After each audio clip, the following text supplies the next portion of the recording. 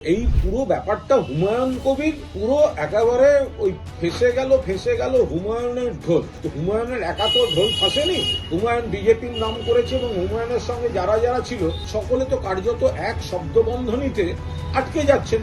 সেই কারণে নিজেদের মুখ রক্ষায় এখন মিনকে এইসব বলতে হচ্ছে। এমন কিছু কাজকর্ম করেন যাতে কিছু মানুষ বিভ্রান্ত হয় এবং ভোটটা ভাগ করার চেষ্টা করেন, যেটা বিজেপির ফেভারে যায়।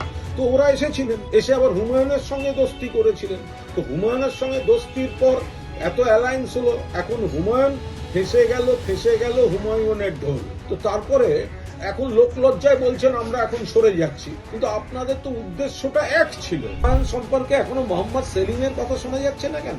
মোহাম্মদ সেলিম তিনি তো বারবার হুমায়ুনের সঙ্গে যোগাযোগ করেছেন। ওয়েস্টিন হোটেলে গিয়ে না কোন হোটেলে গিয়ে হুমায়ুনের মন বোঝার চেষ্টা করেছেন। তো কমরেড মোহাম্মদ সেলিম, আপনি নাকি এত অভিজ্ঞ তা মন বুঝতে পারলেন না? তো আপনি তো হুমায়ুন কবিরের পাশে ঘুরঘুর করছিলেন।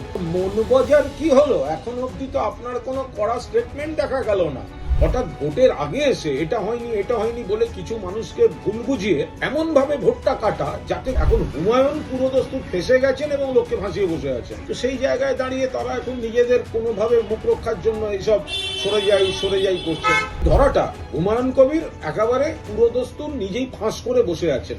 মিন বলুন বা অন্যান্য যে দল, আমরা বারবার বলি এদের কাজকর্মটা বিজেপির ফেভারে যায়। 5 বছর এদের মানুষের সুখ দুঃখে দেখা যায় না, আপদে বিপদে দেখা যায় না। তখন শীত গ্রীষ্ম বর্ষা, মমতা ব্যানার্জি বর্ষা। ভোটের আগে হঠাৎ উড়ে এসে তারা এমন কিছু কাজকর্ম করেন যাতে কিছু মানুষ বিভ্রান্ত হয় এবং ভোটটা ভাগ করার চেষ্টা করেন, যেটা বিজেপির ফেভারে যায়। তো ওরা এসেছিলেন, এসে আবার হুমায়ুনের সঙ্গে দোস্তি করেছিলেন।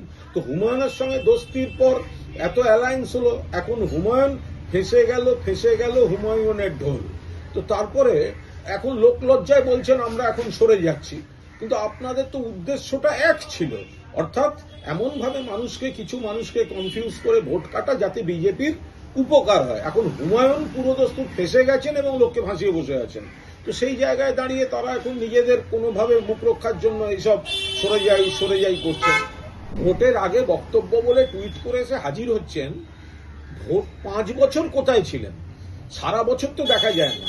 তখন হিন্দু বলুন, মুসলমান বলুন, খ্রিস্টান বলুন, সবার কাজ, সমাজের কাজ, উন্নয়ন, বিভিন্ন স্কিম, সেটা তো মমতা বন্দ্যোপাধ্যায় করেন। সব বিষয়ে মমতা বন্দ্যোপাধ্যায় আছেন। হঠাৎ ভোটের আগে এসে এটা হয়নি বলে কিছু মানুষকে ভুল বুঝিয়ে এমন ভাবে ভোটটা কাটা যাতে ঘুরে বিজেপির সুবিধা হয়, এটা সবাই ধরে ফেলেছেন। আর সেই ধরাটা হুমায়ুন কবির একেবারে পুরোদস্তুর নিজেই ফাঁস করে বসে আছেন। ফলে যারা তার সঙ্গে ছিলেন ধরে নিতে হবে এদের উদ্দেশ্যগুলো সব এক ছিল। বিমের তরফে বলা হচ্ছে মুসলিম সম্প্রদায়ের সততা বিশ্বাসযোগ্যতা নিয়ে প্রশ্ন তোলা কোনো বক্তব্যের সঙ্গে যুক্ত থাকবে না মিল। দেখুন, এটা কিছু লোক, তারা তো পুরো মুসলিম সমাজের এজেন্সি নিয়ে বসে নেই, যেমন হিন্দু সমাজের এজেন্সি নিয়ে বিজেপি বসে নেই, এটা হতে পারে না। ফলে মুসলিম সমাজও জানেন তাদের উন্নয়ন থেকে অধিকার, সেখানে মমতা বন্দ্যোপাধ্যায় গুরুত্বপূর্ণ ভূমিকা পালন করেন, হিন্দুদের ক্ষেত্রেও, মুসলমানদের ক্ষেত্রেও, খ্রিস্টানদের ক্ষেত্রেও।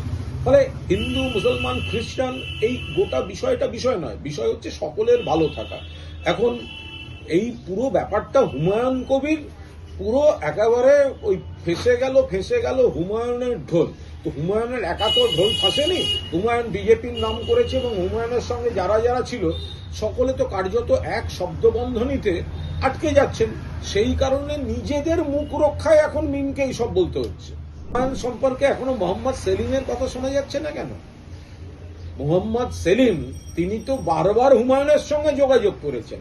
ওয়েস্টিন হোটেলে গিয়ে না কোন হোটেলে গিয়ে হুমায়ুনের মন বোঝার চেষ্টা করেছেন। তো কমরেড মোহাম্মদ সেলিম, আপনি নাকি এত অভিজ্ঞ তা মন বুঝতে পারলেন না, নাকি মনটা বুঝেও আপনার মনে হয়েছে ওরকম একটা বন্ধু থাকা দরকার? আপনি তো পার্টির চাপে, পার্টি আবার মানুষের চাপে, মানুষ সবাই মিলে এই ধিক্কারটা তোলায় আপনি শেষ অব্দি আটকে গেছেন। কিন্তু আপনি তো হুমায়ুন কবিরের পাশে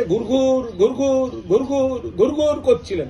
তো মন বোঝার কি হলো? এখন অব্দি তো আপনার কোনো কড়া স্টেটমেন্ট দেখা গেল না।